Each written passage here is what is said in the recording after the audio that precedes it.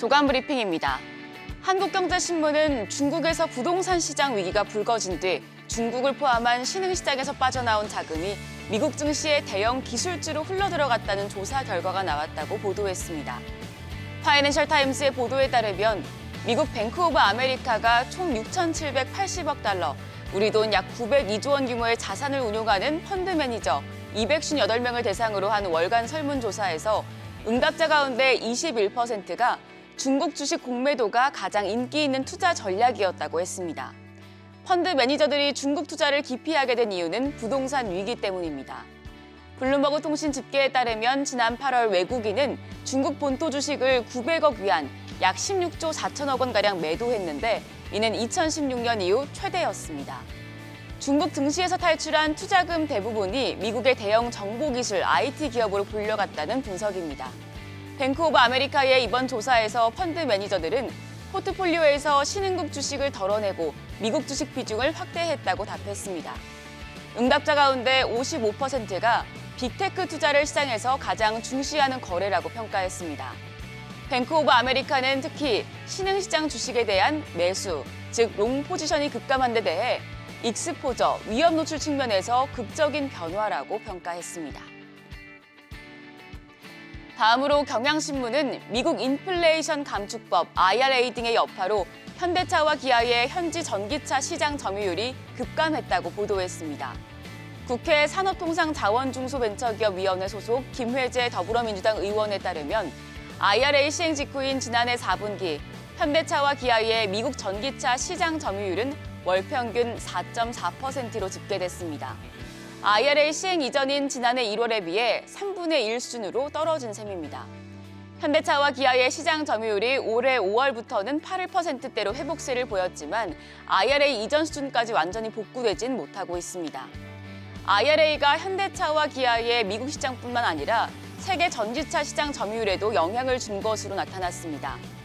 김 의원이 확보한 지난해 전기차 글로벌 판매 동향 자료에 따르면 IRA의 직접적인 수혜자인 테슬라의 경우 올해 상반기 세계 전기차 시장 점유율이 20.8%를 기록했지만 현대차와 기아의 점유율은 같은 기간 1.2%포인트 줄어든 4.9%였습니다. 다음으로 매일경제신문은 기시다 우미오 일본 총리가 자민당 간부 인사를 단행했다고 보도했습니다. 기시다 총리는 13일 2기 내각 인선 발표에서 강료 19명 중 13명을 교체했는데 여성 강료 숫자가 2명에서 5명으로 늘었습니다.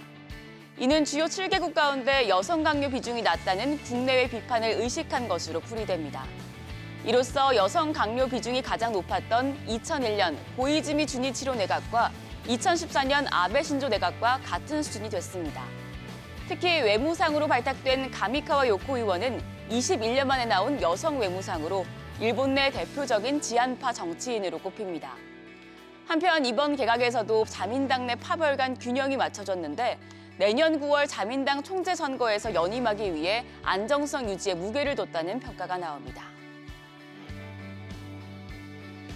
동아일보는 매년 초 동락이 마련이었던 전기차 보조금이 9월 중순까지 전체 예산의 3분의 1 남짓만 소진됐다고 보도했습니다.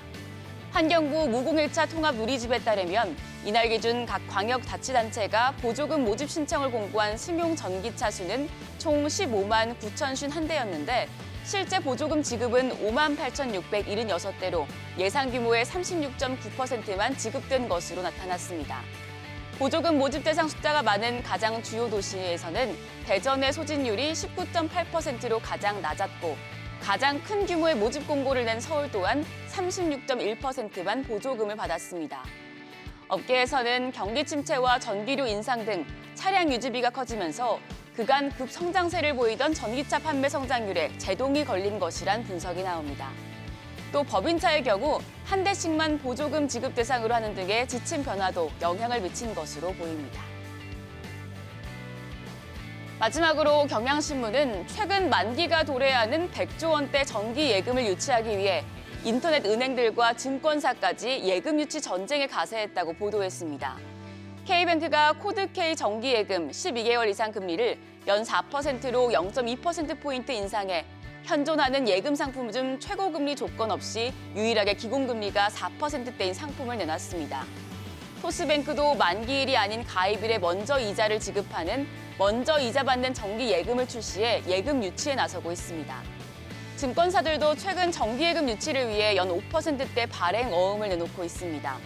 한국투자증권은 6개월물 연 5.2% 발행 어음 상품을 최근 특판에 모두 소진했고 KB증권도 이달 11일부터 27일까지 개인 신규 및 휴면 고객을 대상으로 12개월물 연 5% 금리, 6개월물은 연 4.5%로 특판 상품을 판매하고 있습니다. 인터넷 은행과 증권사가 고객 몰이에 나서자 종전의 4%대 특판을 일제히 내놓던 시중과 저축은행과의 경쟁도 한층 치열해질 것으로 전망됩니다. 지금까지 조간 브리핑이었습니다.